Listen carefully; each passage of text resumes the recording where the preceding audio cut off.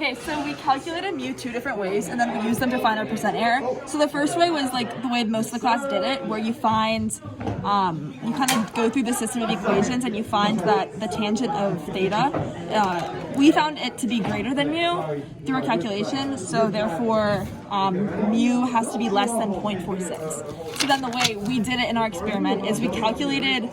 Okay, I'll just start down here. So we took our force body diagram, free body diagram. Free body. Free body diagram. And we set up the equation that Ft parallel minus friction is equal to mass times acceleration. That's your sum of forces equation. And then you substitute in the values of mg sine theta, mg cosine theta. And since there's an m in all parts of the equation, you can take it out, and you get g sine theta minus mu g cosine theta equals acceleration.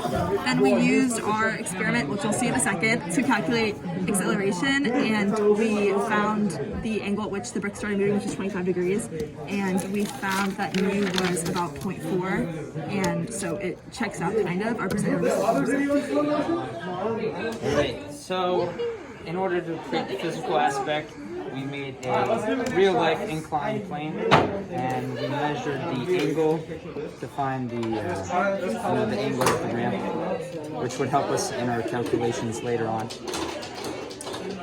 And now we have some percent. We have some. How do we calculate acceleration? All right. So in order to calculate our acceleration, we found the distance traveled, which was from the start line to the stop line, and then amount of time it took to do that. And then we put it into our second equation, which was velocity final equals velocity initial plus acceleration times time. And then we could find acceleration through that equation. And that's how we found acceleration. And then we averaged 3 accelerations to find like the average of the averages. Yeah. 1.55. Wait. So some things we could do better. Oh, it's mine. Yeah. Oh, okay. Well, some things we could do better. Okay, some things we could do better is we could have been more exact with like recording our time for the brick being dropped, or like the angle of the plank.